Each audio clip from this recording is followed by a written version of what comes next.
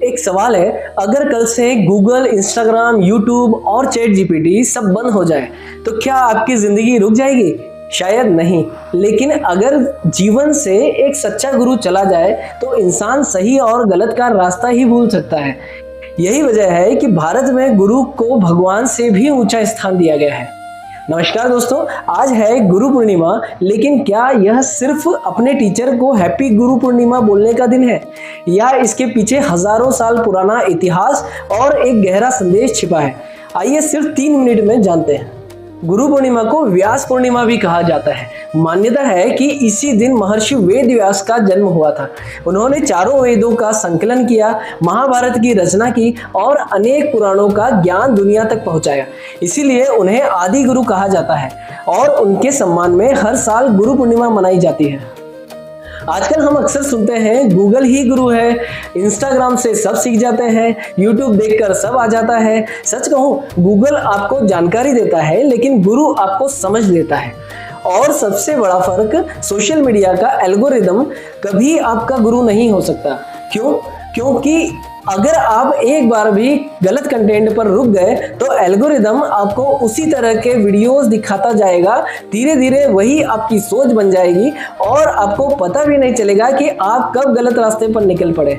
लेकिन एक सच्चा गुरु ऐसा नहीं करता। आप 1000 बार भी रास्ता भटक जाएं, वो 1001वीं बार भी आपका हाथ पकड़कर सही रास्ते पर लाने की कोशिश करेगा। एल्गोरिदम आपको वहीं ले जाता है जहां आपका अटेंशन मिलता है।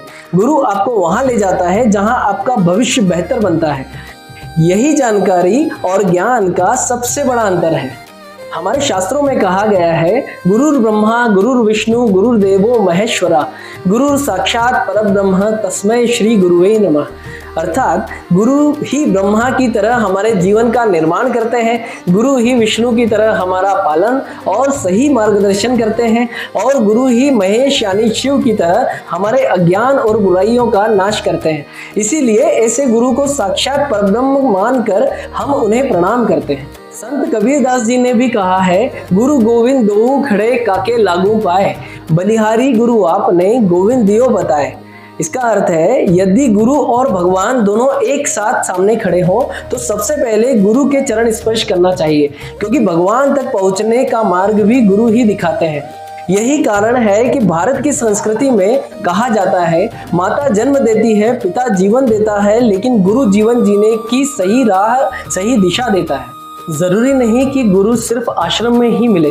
आपके माता पिता, आपके स्कूल या कॉलेज के शिक्षक, आपका कोई सीनियर या वह व्यक्ति जिसने कठिन समय में आपको सही रास्ता दिखाया, वही आपका गुरु है। आज सिर्फ सोशल मीडिया पर पोस्ट मत डालिए, एक बार अपने गुरु, माता पिता या शिक्षक को फोन कीजिए, उनका धन्यवाद कीजिए और अगर संभव हो किसी जरूरतमंद बच्चे की पढ़ाई में मदद कीजिए। यही गुरु पूर्णिमा मनाने का सबसे सुंदर तरीका है। याद रखिए, मोबाइल आपको इंफॉर्मेशन दे सकता है, आर्टिफिशियल इंटेलिजेंस आपको आंसर दे सकती है, लेकिन सही और गलत का निर्णय लेना, चरित्र बनाना और जीवन की दिशा दिखाना, यह काम आज भी केवल एक सच्चा गुरु ही कर सकता है। अगर आपके जीवन में भी कोई ऐसा गुरु है तो कमेंट में उनका नाम जरूर लिखिए और उन्हें धन्यवाद दीजिए। और इस गुरु पूर्णिमा पर एक संकल्प लीजिए, जानकारी के पीछे नहीं, सही मार्गदर्शन के पीछे चलेंगे। आप सभी को गुरु पूर्णिमा की हार्दिक शुभकामनाएं। जय हिंद।